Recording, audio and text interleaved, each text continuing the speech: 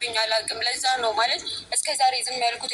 አብርሃምን ለብቻው ላወራው ሞክሬ ነበረ፣ ፈልጌም ነበረ፣ ግን ምንም አጋጣሚዎቹን እያገኘውኝ አይደለም። ብዙ እድል እኮ ነበረሽ። እድል አልነበረኝም ማለት በጣም ታውቃለህ፣ ከጎኔ ብዙ ሰው ነው ያለው ማለት ከኔ ጀርባ ብዙ ሰው ነው ያለው። በቃ ገብቶሃል። ነገሮችን እንዴትም ብዬ ልነግረው አልችልም። እኔ በጣም ብዙ ሰው ነበር እያስፈራራኝ ነበር። ያስገባሽ አይችልም። ገባሽ? ፈልገሽውና ወደሽ ፈቅደሽ ነው የገባሽው እዚህ ጉዳይ ላይ አውቃለሁኝ እኮ እሱንም እኮ ማንም ነው አላስገድልሽም። እንዳስገድልሽ እንዳታወሪ። ስለዚህ እያንዳንዱን ነገር ከመጀመሪያው ጀምሮ ከቡታጀራ ወደዚህ ከመጣሽባት ጊዜ ጀምሮ እያንዳንዱ እውነት እንድትናገር ይፈልጋሉ። ሩታ ቢጠርቻለሁ ብለኛል ነበር። ታየመጣች እኮ ትምጣ። እሷን ባለችበት ያለውን ነገር በሙሉ ተናገሪ። እሺ እናገራለሁ፣ ግን ቅድሚያ ልንገርህ ለአንተ ሁሉንም ነገር። ምንድነው የምትነግሪኝ? ይኸውልህ እኔ ከዛ ስመጣ ማለት እነ ኖቤልንም ያገኘኋቸው በኪያ ምክንያት ነው። ኪያን ያገናኘኝ ማንም ሰው የማያውቀው ነገር አለ ማለት ከኔ ጀርባ ያለ ሰው አለ። ገብቶሃል? ይሄንን ነገር ደግሞ እንዴት ብዬ ልነግርህ እንደምችል አላውቅም። አሁን እየነገርኩሽ ያለው እውነቱን ከተናገርሽ ራስሽን ነጻ ታወጫለሽ። እውነቱን ማትናገሪ ከሆነ ግን አንቺን ጨምሮ ማተወጭ ውስጥ ትገቢያለሽ ማለት ነው። ስለዚህ እያንዳንዱን ነገር በግልጽ እንድትነግሪኝ ነው የምፈልገው። ምንም መንተባተብን ምንም ነገር አያስፈልግም። አብርሽ ልጁ የኔም ልጅ አይደለም ያንተም ልጅ አይደለም። በቃ እንድታውቅ ማለት ይህንን ነገር ነው አይደል ማወቅ የፈለግከው። ልጁ የኔም አይደለም ያንተም ልጅ አይደለም። ግን ከኔም ከአንተም ጀርባ በቃ የተደበቀ ነገር አለ። የዲኤንኤ ውጤቱን የሚያስቀየረው ሰው አለ። ያንን ሰው መናገር አልችልም አሉሽ። ምክንያቱም በቃ ማልናገርበት የራሴ የሆነ ምክንያት አለ። እሺ ይሄ ህፃኔ ማን ልጅ ነው? ልጁ የኔ አይደለም አብርሽ፣ ያንተም ልጅ አይደለም። ልጅ ያለ ግን ከልጅነቱ ጀምሮ ማለት እኔ ነኝ ያሳደግኩት ልጁ። ይሄ ማለት የመጣበትን ነገር ጀርባውን ምናምን መናገር አልፈልግም እኮ ህፃኑ የማን አሰላሙ አለይኩም ወረህመቱላሂ ወበረካቱ። እንዴት ናችሁ? ሰላም ናችሁ? አርከፉኒ ጅርተኒ ነጋ ቀብደኒ አኩማ አጌሰኔ ጋ ኢልሚ ነማ ጪሴ ነማን ቡሉ ኢልሚ ነማ ዮሙ አራ ገልፊን ቀቡ ነማ xiqqeessuuf wayin haamilee nama cabsuuf wayin immoo kaawoo keessan akkasin galmaan sin hin geenye sin gochuuf rafee namaan buluu jechuudha. Akkuma argitanii hintalli Abrishiin gaafa duraa mucaa marmaraa mucaa qayyaranii oskanii mucaan kan keeti jedhanii murteessanii har'a namoota biyya isheetiin giddii meeqaan silkii ishee cufattee baddee mucaa fiddeetti laattee baddee siniin jedheen gadda kana viidiyoo illee sinii waraabeen ture. Akkuma argitan edde gaafa sanaatii Abrishii hin bilbila jedhee bilbila narraa cufattee jedhee bilbila ishee naa kaasaa hin jirtu kan inni jedhee himatee jechuudha. Amma immoo barbaacha mucaa faranjii jedhan tokkotu isadha kan dhaqee biyya isheetii obbolaa isheerraa footoo hunda fidee ruuttaatti agarsiisee ruuttaanii aniin xaqabbalu namni abbaa barbaade jiniin footoo ka'a. Karaa irratti abbuma arge jiniin footoo ka'a namni wanta ta'eef kana footoo kana kaastee fiddee natti agarsiiste na amansiisuu hin dandeessu jettee eengadda diddee jechuudha. Ammallee mucaan abdiin kutannee faranjiin kuni hintala baddee bilbila cufattee barbaadee fidee har'a eddee tokkotti walitti isaan qabee jira jechuudha. Ruuttaas Abrishiis hintala jireenya namaa balleessaa jirta, jireenya namaa diigaa jirta, dhugaa jiru himii siifillee boodaaf rakkisadha. Bultii namaa diiddee jedhe mucaan jechuudha. Kan gootu dhabde immoo kana bultii namaa akkatti diiddee kanasitu sirreessa jennaan akkam godhee sirreessuu hin danda'u jettee kan isheen himatte jechuudha. Abrishitti immoo mucaan koos miti kees miti garuu immoo ani asirratti kana jedhee dubbachuu hin danda'u. Nama na jalaa miidhamu jira, ofii koos nam miidhamaa wanta ta'eef kana jedhee waan addaan sinii baasu hin qabu. Jimilaamatti mucaan kees miti koos miti kan ishee jette jechuudha. Abrish immoo otoo hin oskiin otoo waan tokko hin sobiin dhugaa lafa kaayii eenyuun buttaa jiraatii si fidee eenyutu achi as mucaa kana fiddee akka dhuftu si godhee kana bicha natti mucaan kan eenyuti jennaan mucaan kana odeessuu fi baay'ee fudhataa inni waan baay'eetu jira mucaanatu guddiseera kan isheen jettu jechuudha. jarrimmoo assaabii kana naa iyyeessanii jennaanii mucaa kana wajjin rakkachaa wanta tureeruu fi wasaan akkas jedhanii assaabii kana naa fidan immoo ani dadhabee wanta humna koo ole wanta ta'eef sibiratti haa dhufu jedheen sibira fidee beekaa kana godhe malee mucaan kan kees miti kan koos miti.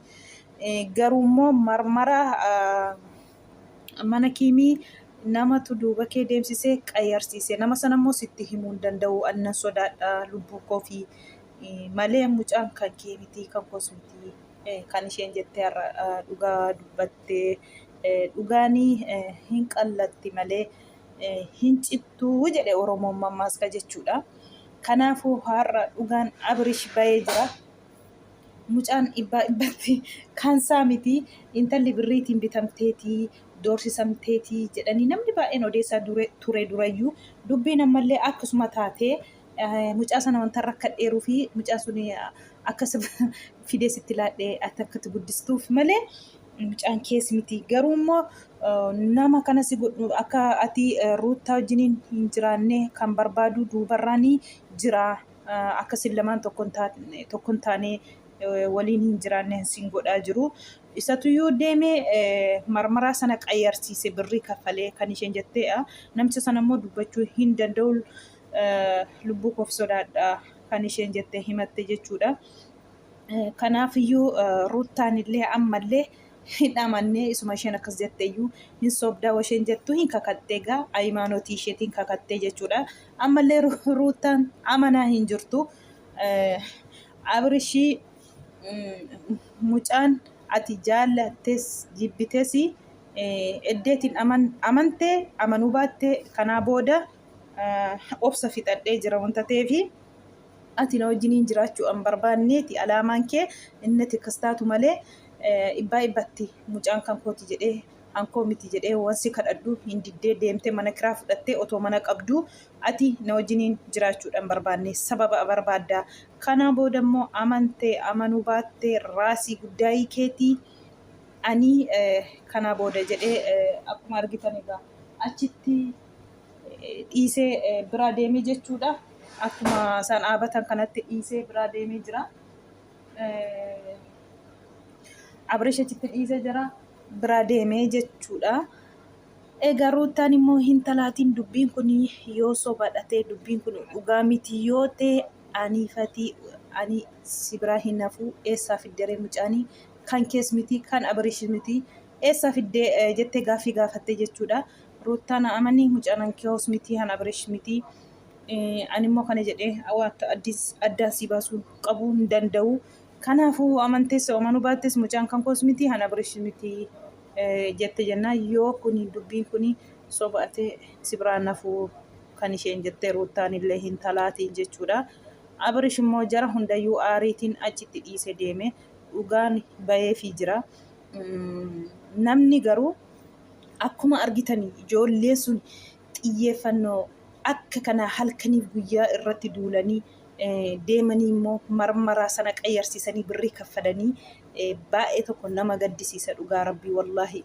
Maaliif akka namni jireenya bultii namaa diiguuf bultii namaa bittinsuuf hirriba dhabuu fi ani hin beeku wallaahi baay'ee tokko nama gaddisiisan ulfaata si wanti kuni. Kunoo har'a immoo hin turtiin bultii malee gizee isaa eeggatee gaafa giddiin ishee qabu intallee dhugaa gadi baastee jirti. Mucaan kan kee miti jetteetti. Abrish immoo akka fiddee mucaa sana fiddee manatti dhiiste sana kootuutiin ganamaatiin mucaa kanallee narraa fuudhii kan inni jedhee jiru jechuudha. Bilbila wanta nama anarraa hin kaastu nama biraarraa garuu hin kaasta namni biraa wasitti daawwalanii. Kanaaf mucaa kana immoo kootuutiin narraa fuudhii kan inni jedhee jiru jechuudha. Baay'ee tokko nama gaddisiisa dhugaa dubbachuuf wallaahi laazim baay'ee tokko wallaahi kan namaa kana han jennee dubbannuuf han jennee dhiisnu nu ulfaate. Garuu maaliif nama balleessuuf namni hirriba dhaba maaliif nama dadhaba namni addunyaa kanarratti jechi isa ammam nyaatuuf wayin immoo sammam jiraatuuf akka waan waggaa 100 jiraatu wayin immoo nin beeka wallaahi namni waan nama dadhabuu fi ani hin beeku.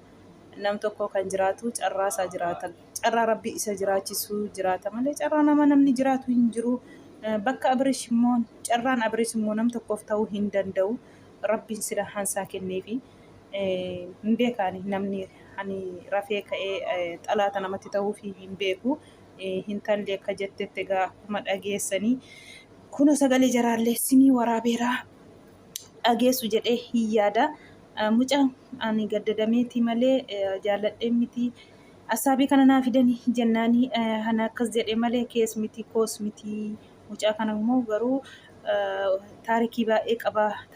Taarikiin dheeraadha kana odeessuu fi amma jibilaatti dhiisii anuma guddise mucaa garuu kana jedheen odeessuu jiraatu asaabii naa fiddee jennaan sibira fidee kan isaanii ani isheen jettee odeessite jechuudha.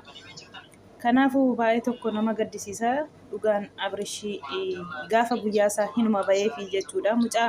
Mucaa sanallee Abrishii har'a waliin taphachaa oole akkasitti namni wal harkaa fuudhee sheer gochaa oole gaa rabbii dubbachuufi ani taa tokko shurraabaatti bitee caammaatti bitee mucaa taphachiisaa oole Abrishii jechuudha dhugaa dubbachuufi namoonni baay'een otoo ammoo dura maaliif cubbuu sirra kaa'an jennee aaraa turre garuu amma otoo dhugaatti rabbiin mucaa kana kan kee godhee barbaanna kan jedhan namoota baay'ee tokkas jedhee yaada dabarfataa turte jechuudha. Sanni mucaa taphachiisee mucaatti wayyaa bitee waliin taphataa jiru sana argu namoota baay'ee gammadee rabbiin hankiyaa taasisu hanjodhee baay'eetu jira namni jechuudha.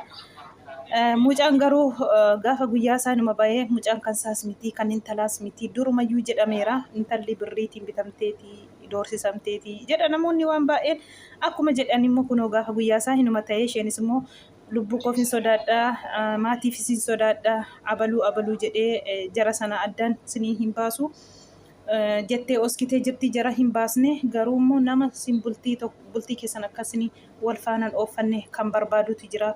Isaan tuyyuu aqeellee qayyarsiisee marmaraa kee si jalaa kan qayyarsiise isa jetteen tallillee jechuudha.